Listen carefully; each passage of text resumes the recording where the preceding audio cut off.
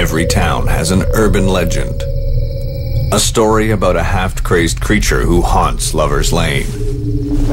His victims vanish into thin air with little but a few drops of blood to suggest what their gruesome fate might have been. Prince George's County, Maryland is just a stone's throw down the highway from Washington, D.C.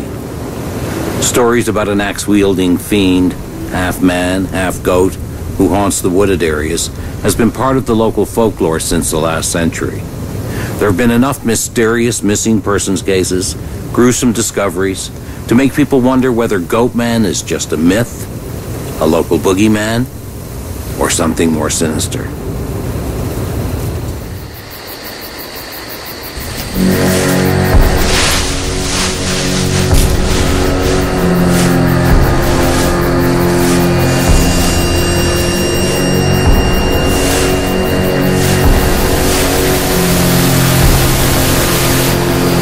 Goatman legend.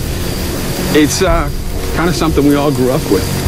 The difference with us is we perceive it as more of a paranormal event versus a physical creature. Is there half man, half goat somewhere out here in these woods? I don't know. That's why we're here. The majority of the witness accounts that we've read, they're never consistent on what the Goatman looks like. So our theory is that the Goatman is a ghost or an apparition that appears differently to different people.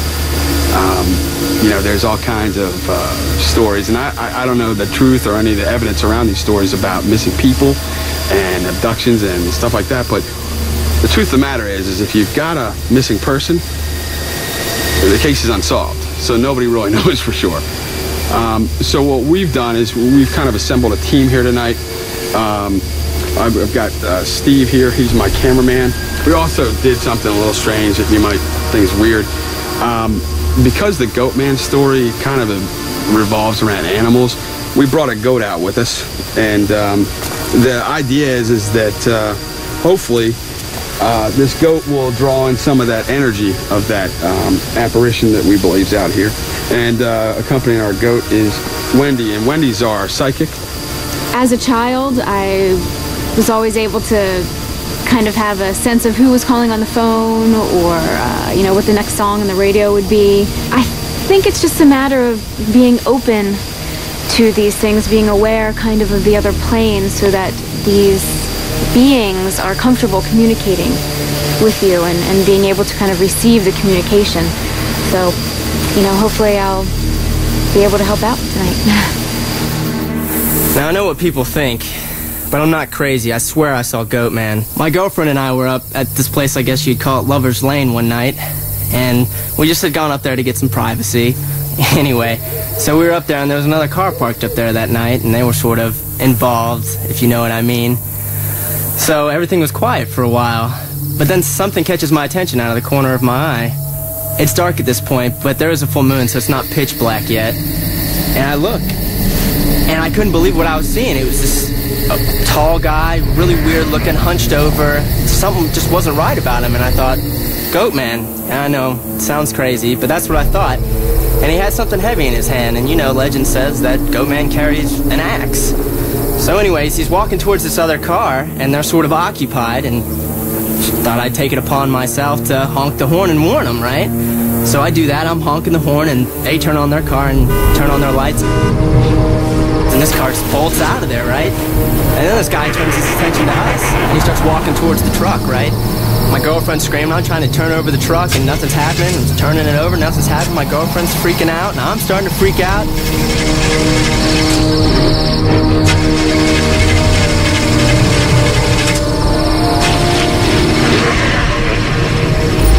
Just in the nick of time, the truck starts, and I slam it into drive and just peel out of there. Just as I'm pulling away, the creature takes a swing at my car. And I don't know, but all I do know is this dent wasn't in my truck before that night. It seems that, from what I've learned, people have been talking about the Goatman for well over 50 years. Just recently have people started getting back into the legend, back into the historical events of what's happened with the Goatman in Maryland. It seems like the goat man is attracted to areas that are wooded, also places such as lovers' lanes where teenagers go to hang out on the weekends. It appears the reason that he likes these places is because they're very secluded and out of the way of people.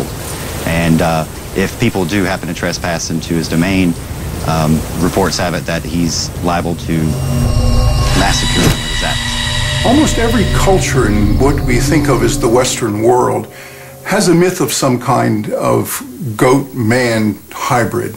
There are two that you will recognize immediately. The Greek god Pan has the lower body of a goat and the upper body of a very hairy man. Pan was the god of pastures, woods, meadows, natural places. But Pan also has, shall we say, a more menacing side. The half-man, half-animal is really a marriage of intellect, reason, with the more chaotic, less predictable natural world. Really, what we're talking about here are animal instincts. The lower body, which is the goat, really symbolically represents sex at its most base. And Pan certainly had the reputation of a lusty god. Then there's the most extreme combination of man and goat in the devil, Satan. There's nothing redeeming about this figure. In Satan, the animal side is not just lust, but a perversion of lust. So we have the other side of the coin. The animal instincts in this Satan image are always a twist away from what is human, towards pure evil.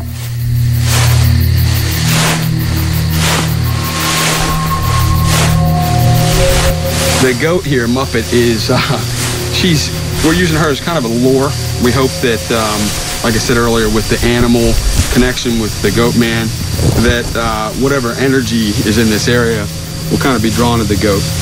And that's why we brought her here. So we're going to leave her here. I'm getting a very strange sensation here. It's like there's a lot of entities and they're all talking at once, and there's a lot of fear and sadness, as if something awful happened to them here, and they're telling us to leave. But I don't think it's out of anger or a threat, but it's a warning. They're telling us to leave. Guys!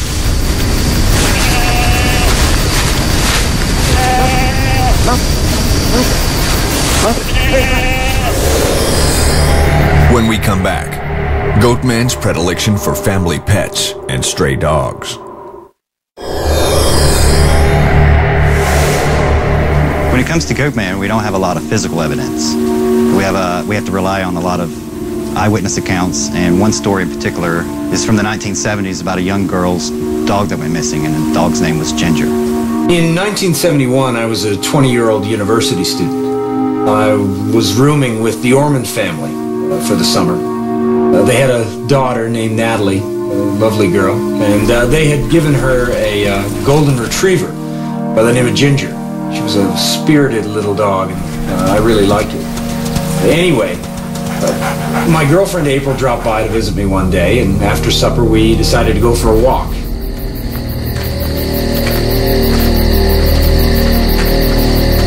And as we were walking back home, we noticed a man running through an open field. You know, the local kids around here, they used to joke about this myth of a goat man. I never really thought very much of it until then.